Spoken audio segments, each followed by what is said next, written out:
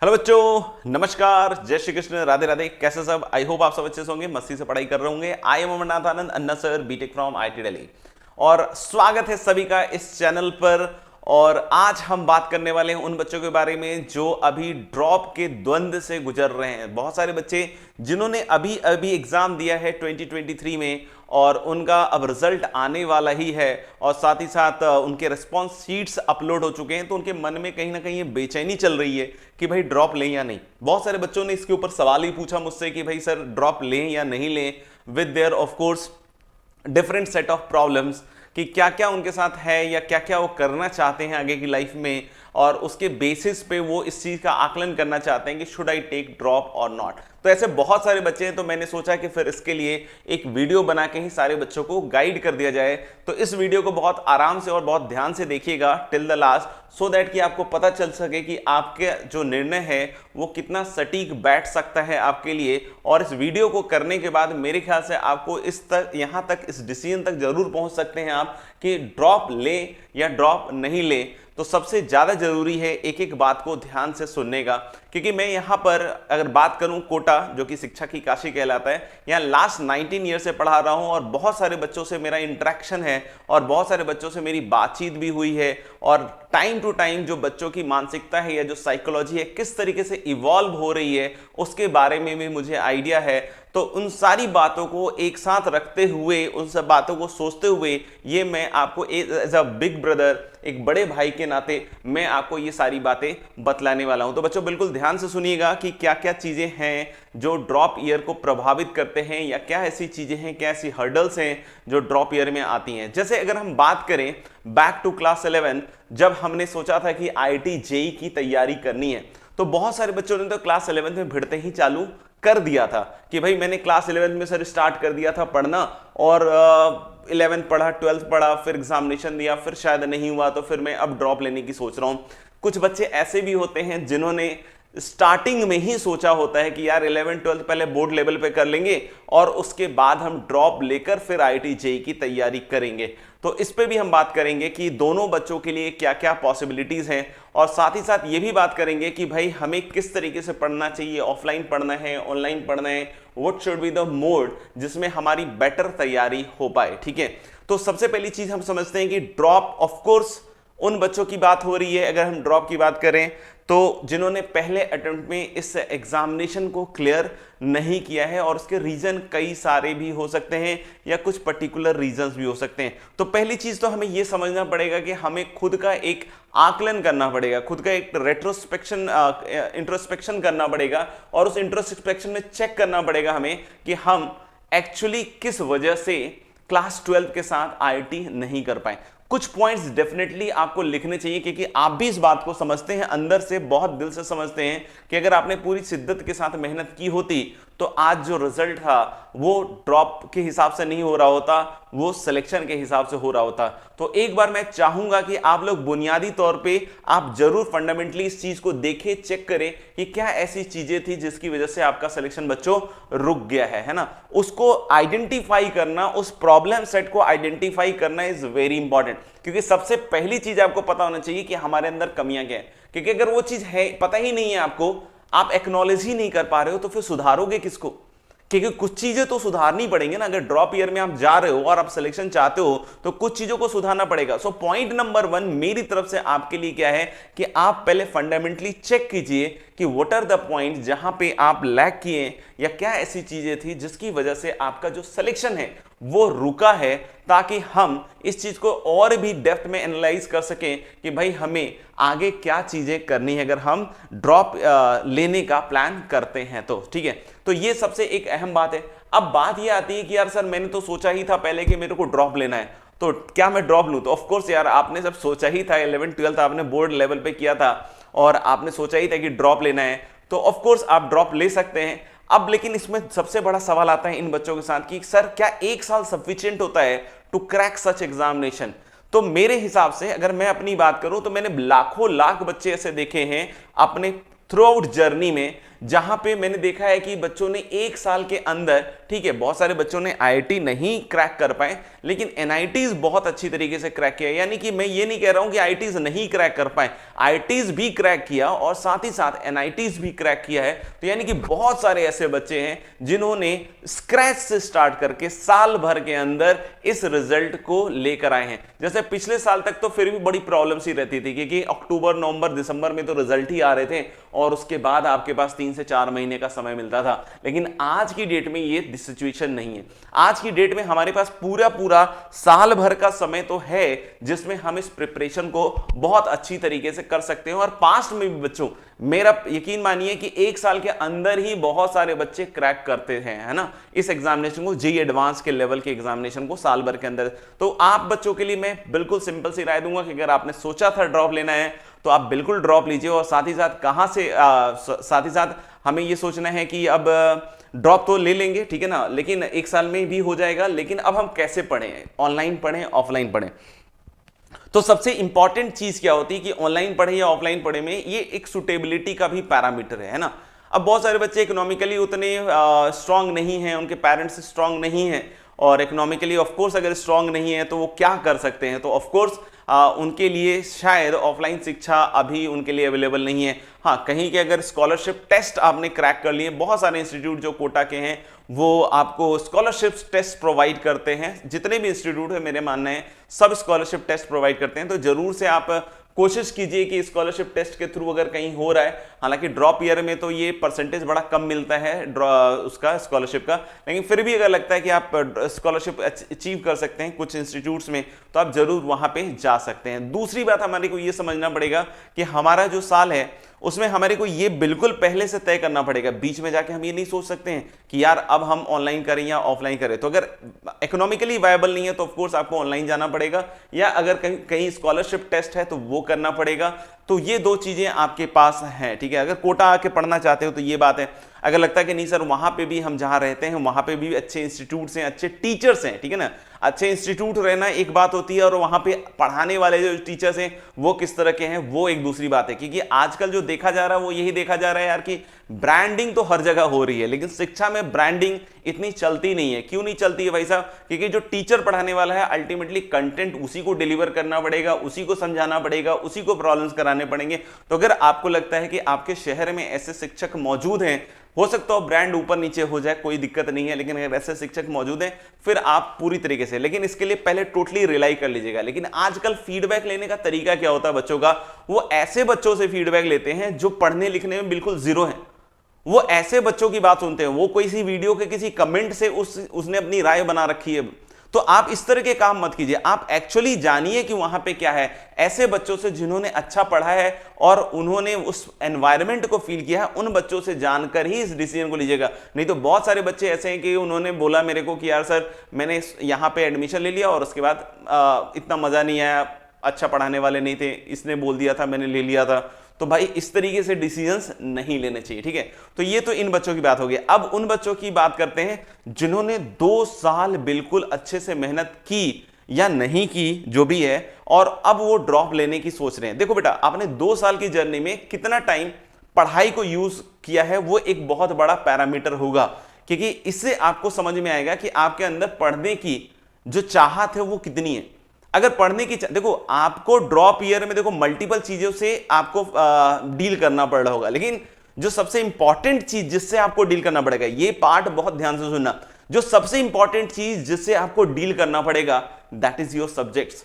अगर सब्जेक्ट में क्यूरियोसिटी नहीं है आपकी, सब्जेक्ट में आपका इंटरेस्ट नहीं है, तो फिर आपको ड्रॉप लेने का दूर। क्योंकि देखो बहुत सारे लोग अभी क्या कहेंगे कि परसेंटाइल के हिसाब से डिसाइड कर लेते हैं, ठीक है ना। मैंने आगे एक आध ऐसी लाइंस लिखी हैं तो मैं आपको वो दिखाना चाहता हूं, है ना, कि कितने परसेंटाइल वाले ड्रॉप लें, है ना, कितने परसेंटाइल वाले ड्रॉप लें, ठीक है। फिर दूसरा एक क्वेश्चन आता है कि क्या सब बच्चों का ड्रॉप ईयर में सिलेक्शन होता है? तो इस तरह के क्वेश्चंस के आंसर हमें पता है कि नो, सब बच्चों का सिलेक्शन हो भी नहीं सकता, है ना, सब बच्चों का सिलेक्शन हो भी नहीं सकता, इतनी सीटें ही नहीं है ना। क्या ड्रॉप ईयर में किसी का भी सिलेक्शन नहीं होता? तो इसका भी आंसर नो है भाई। कोई बोले कि यार किसी का भी सिलेक्शन नहीं होता, नहीं। कोई बोलता सबका होता है, नहीं। यानी कि बात तो फिर से वही बीच बीच की आ रही है ना। अब कोई बोलता है कितने परसेंटाइल वाले ड्रॉप ले, ये बहुत मूर्खता वाले सवाल है। ये बहुत मूर्खता, अल्टीमेट स्टूपिडनेस है, इडियटनेस है कि आप ये सोचते हुए ड्रॉप ले रहे हैं कि कितने परसेंटाइल वाला। ये वैसी ही स्थिति है जब क्लास 10th के बाद 98% वाले साइंस लेंगे, 90 से 95% वाले कॉमर्स ले रहे होंगे और लेस देन 90% वाले बेचारे आर्ट्स ले रहे होंगे। ऐसे जो सेग्रीगेशंस होते हैं ना, ये बिल्कुल अल्टीमेट मूर्खता वाली चीज है। आप आर्ट्स, कॉमर्स और जो साइंस का सब्जेक्ट है वो नंबर के हिसाब से नहीं सेलेक्ट करते हैं, वो क्यूरियोसिटी, वो इंटरेस्ट के हिसाब से कि भाई मैं उस तरह की प्रॉब्लम सॉल्विंग में कंफर्टेबल हूं कि नहीं। तो फिर से अगर कोई पूछता है कि कितने परसेंटाइल वाले ड्रॉप ले, तो ये अटर मूर्खता है ना। मैं बिल्कुल नहीं बोलूंगा कि परसेंटाइल के ड्रॉप का कोई लेना देना नहीं है, लेना देना है। हो सकता हो कि अभी जो आपकी परसेंटाइल है उससे बर्बाद आ जाए अगले साल। अगर आपकी पढ़ने में इंटरेस्ट नहीं है, हो सकता है आपने 2 साल कुछ कुछ मोटिवेट करके अपने आप को पढ़ के एक अच्छे परसेंटाइल तक पहुंच गए, लेकिन आपका पढ़ने का इंटरेस्ट ही नहीं है और आपने ड्रॉप ले लिया, तो वो जो हो सकता है, वो जो आपने पाया था वही आपका मैक्सिमम अचीव हो चुका है। अब उसके बाद आप नीचे आ जाएगा। तो ये पार्ट बहुत ध्यान से समझिएगा कि यहां परसेंटाइल से ड्रॉप का कोई रिलेशन नहीं है। अगर कोई आपको ऐसी राय दे भी दे रहा है या किसी ने आपको ऐसी बात समझा भी दी है, क्योंकि बहुत सारे ऐसे गुणवान लोग होते हैं, हमारे फ्रेंड्स होते हैं, हमारे साथ के लोग होते हैं, बहुत सारे ऐसे गुणवान लोग होते हैं, या कोई ऐसे भी लोग होते हैं जिनके मतलब चीजें आती हैं, तो फिर आपको लगता है यार परसेंटाइल के हिसाब से हम ड्रॉप ले ले। बिल्कुल नहीं, बिल्कुल नहीं। हम इस बात को सोचेंगे कि हो सकता है कि परसेंटाइल अगले साल और कम हो जाए अगर आपका सब्जेक्ट बेस्ड इंटरेस्ट नहीं है। तो इस चीज को आप समझिएगा कि अगर आपका सब्जेक्ट में इंटरेस्ट है, आपका प्रॉब्लम सॉल्विंग में इंटरेस्ट है, लेकिन अगर आपका इन सब में इंटरेस्ट नहीं है, तो फिर ड्रॉप किस लिए ले रहे हैं? क्या ड्रॉप ईयर में लेने के बाद कोई आपके अंदर जादुई शक्ति आने वाली है, जिस शक्ति के सहारे आप आईआईटी जेईई जैसे एग्जामिनेशन को क्रैक करने वाले हैं? तो आंसर इज नो। ऐसी कोई जादुई शक्ति आपके अंदर डेवलप नहीं होने वाली है। वो जादुई शक्ति जो डेवलप होगी वो मेहनत से ही होगी। अगर आप मेहनत से लड़ रहे हैं तब तो आप जीत सकते हैं, लेकिन आप एक्सक्यूजेस के साथ लड़ेंगे तो फिर आप नहीं जीत सकते। अगर आप मेहनत के साथ लड़ेंगे तो मान के चलिए आप जीत सकते हैं, लेकिन एक्सक्यूजेस के साथ लड़ रहे हो कि यार मेरे साथ फलाना प्रॉब्लम है, मेरे साथ फलाना प्रॉब्लम है, तो फिर नहीं जीत सकते हो। बहाना अगर बना रहे हो तो पूरी शिद्दत के साथ आप जीतने की बिल्कुल कोशिश नहीं करो। अगर बहाने बना रहे हो तो यानी क्या परसेंटाइल के हिसाब से हमें ड्रॉप लेना चाहिए? बिल्कुल भी नहीं। आई विल नॉट से you this, I will just say कि आप अपने आप को जांचिए। जो आपने इंट्रोस्पेक्शन किया था उसमें देखिए कि पढ़ने की आप में कितनी ललक है, पढ़ने की आपके अंदर कितनी चाहत है, पढ़ने के लिए आप क्या क्या कर सकते हैं। If you are ready to give 1 year for studies, तब तो ये बात समझ में आती है कि आप ड्रॉप लें। लेकिन अगर आपका पढ़ने में इंटरेस्ट नहीं है, आप सिर्फ ड्रॉप लेना चाहते हैं, तो मेरा मानना है कि फिर आप ड्रॉप ना ही लें तो बेहतर है। परसेंटाइल चाहे आपकी कोई भी हो सकता है आपकी 98 परसेंटाइल हो और आप रैंक इंप्रूव करना चाहते हो, आप आईआईटीज के अंदर जाना चाहते हो, अच्छे रैंक से जाना चाहते हो, या बेस्ट एनआईटीज लेना चाहते हो, लेकिन पढ़ने में आपकी उतनी इंटरेस्ट नहीं है, आपने 2 साल किसी तरीके से जुगाड़बाजी करके क्वेश्चंस क्रैम करके बहुत सारी चीजें कि जेईई मेन में उस तरीके से पहुंचा जा सकता है, ठीक है ना। ऐसा कोई रास्ता नहीं है कि उसमें नहीं पहुंचा जा सकता है। तो आप इस चीज को समझ चुके, ये आपके लिए बहुत इंपॉर्टेंट एडवाइस होने वाली है, समझ में आएगा। तो ये सबसे, और मैंने यही बोला ना कि साल भर आपको किससे डील करना है भाई? साल भर आपको सब्जेक्ट से डील करना है, साल भर आपको किसी चीज से डील नहीं करना है। साल भर में आपको जाना है, पढ़ना है, पढ़ने के बाद टेस्ट देने हैं, टेस्ट के एग्जामिनेशन एनालिसिस करने हैं, एग्जामिनेशन में नंबर अभी भी कम आएंगे, अभी भी वो प्रेशर डेवलप होगा, अभी भी वो पीयर प्रेशर रहेगा, ये सारी चीजें रहेंगी। लेकिन ये सब चीजें कब हैंडल हो जाएंगी? जब आपका पढ़ने में इंटरेस्ट है। क्योंकि जब आप पढ़ोगे तो आपको मोटिवेशन मिलेगा यार, और आपको जब मोटिवेशन मिलेगा तो डेफिनेट सी बात है कि अगर शुरू में नंबर कम भी आ रहे हैं तो after a period of time आपके नंबर अचानक से बढ़ने चालू हो जाएंगे और आपका सिलेक्शन कोई नहीं रोक सकता है। तो इस चीज को बहुत अच्छी तरीके से समझिएगा कि परसेंटाइल बेस्ड डिसीजन नहीं लेना है, इंटरेस्ट बेस्ड डिसीजन लेना है।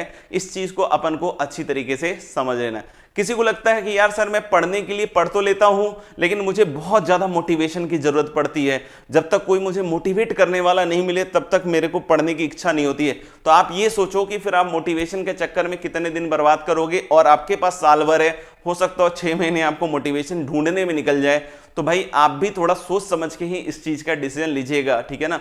तो अपन को ये चीज अपने को अच्छी तरीके से समझनी पड़ेगी कि परसेंटाइल के बेसिस पे ये चीज नहीं करेंगे, ठीक है। अब इस तरह के सवाल भी बहुत सारे आते हैं कि क्या मेरा सिलेक्शन होगा? तो पॉइंट बस यही बोल रहा हूं कि अगर आपका सब्जेक्ट से बॉन्डिंग है, आप टेस्ट दे सकते हैं, टाइम टू टाइम क्लासेस कर सकते हैं, तो मेरे ख्याल से सिलेक्शन आपका कोई नहीं रोक सकता है। अगर बात करें कि एक साल प्रिपरेशन के लिए एनफ है, दोनों तरह के बच्चों के लिए मैंने बतला दिया कि एक साल बहुत एनफ है। अब एक सवाल ये आता है कि बहुत सारे बच्चों को लगता है कि जो जो वीक है उस पे काम करेंगे, है ना।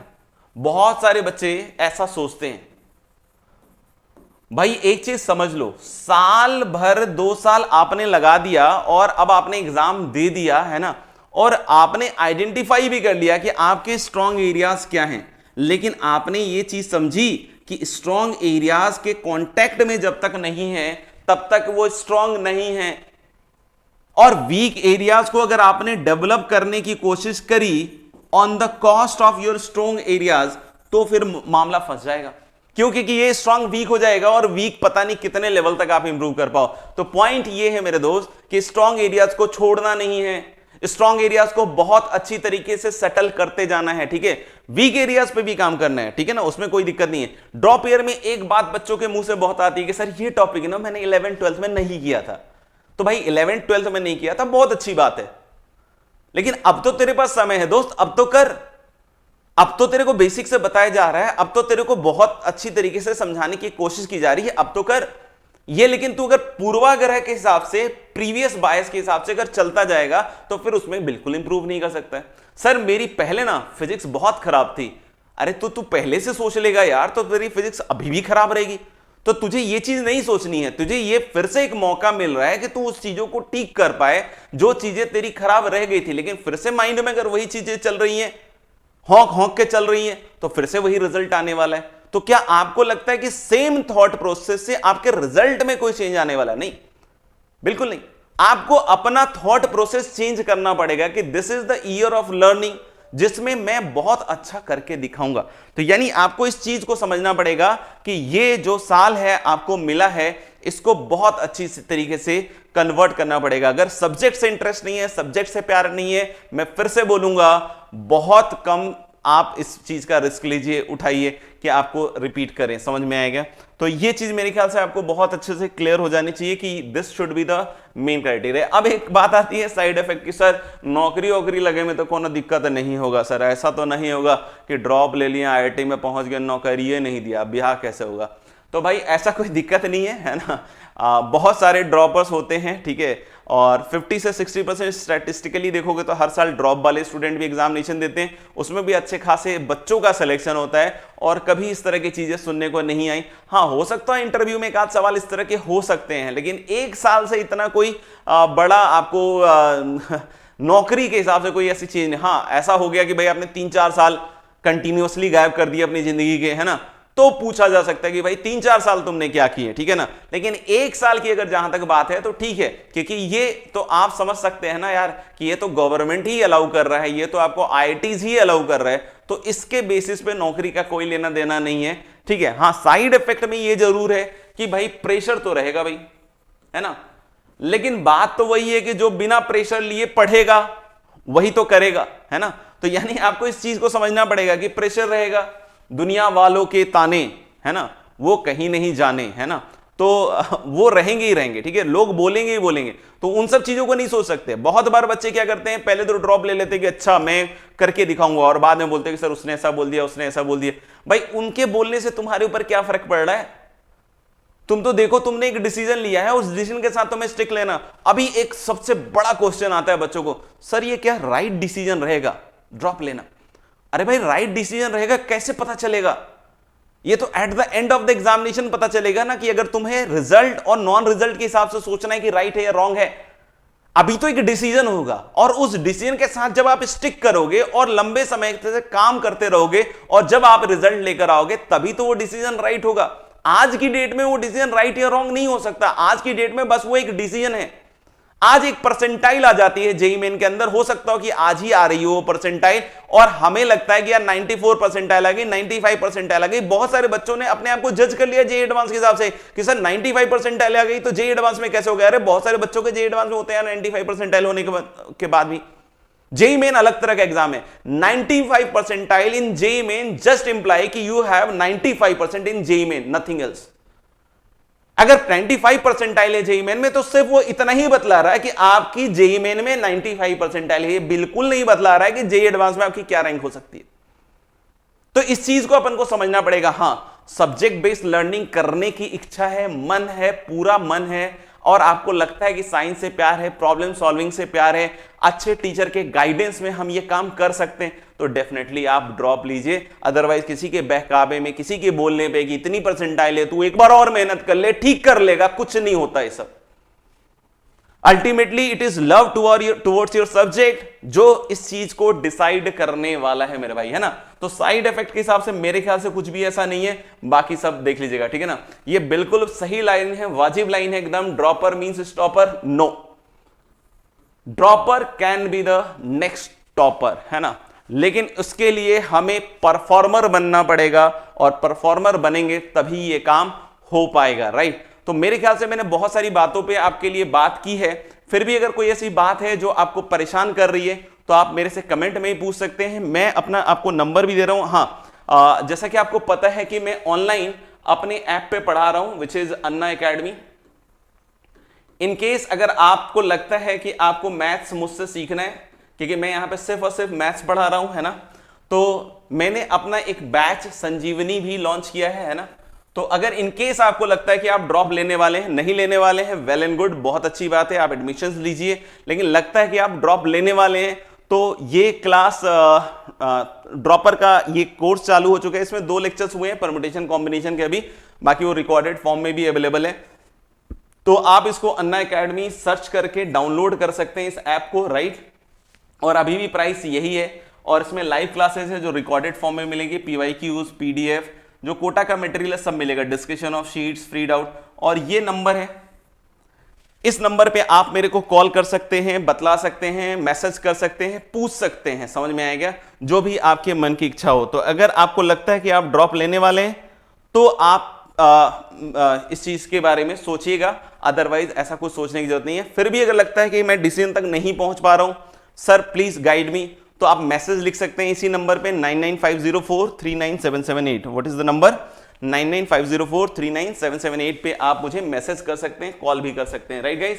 तो ये चीज को अपन को समझना है, और पूरी शिद्दत से अगर आपने मेहनत कर ली है ना तो बहुत मजा आएगा। और एक चीज मैं जाते जाते आप लोग को बतलाना चाहूंगा कि इस बार शुरुआत शून्य से नहीं हो रही है, इस बार शुरुआत अनुभव से हो रही है। तो अनुभव का जीवन में बहुत बड़ा रोल होता है, एक्सपीरियंस का जीवन में बहुत बड़ा रोल होता है। तो अपन पूरी कोशिश करें, पूरी फाइट मारें कि हम सही डिसीजन तक पहुंचकर ही काम करें। ऐसा नहीं है कि जबरदस्ती हमें 1 साल बर्बाद करें, और ऐसा भी नहीं है कि किसी डर के कारण आप ये डिसीजन लेने से चूक जाएं और बाद में सोचे कि यार मैं मेहनत कर सकता था, मैं पढ़ सकता था, मैं पूरी शिद्दत के साथ पूरी जान झोंक के पढ़ाई कर सकता था और एक बढ़िया रिजल्ट ला सकता था और अपने करियर को बना सकता था, अपने पूरी फैमिली को ट्रांसफॉर्म कर सकता था, और उसके बाद आप ये डिसीजन ना ले। तो डर की वजह से नहीं, बिल्कुल पूरी समझदारी से काम करें। फिर भी अगर लगता है कि आपको मेरी राय की जरूरत पड़ रही है तो आप डेफिनेटली मेरे नंबर पे कॉल करके बतला सकते हैं। Thank you very much guys, मिलते हैं अगले वीडियो में, बाय बाय।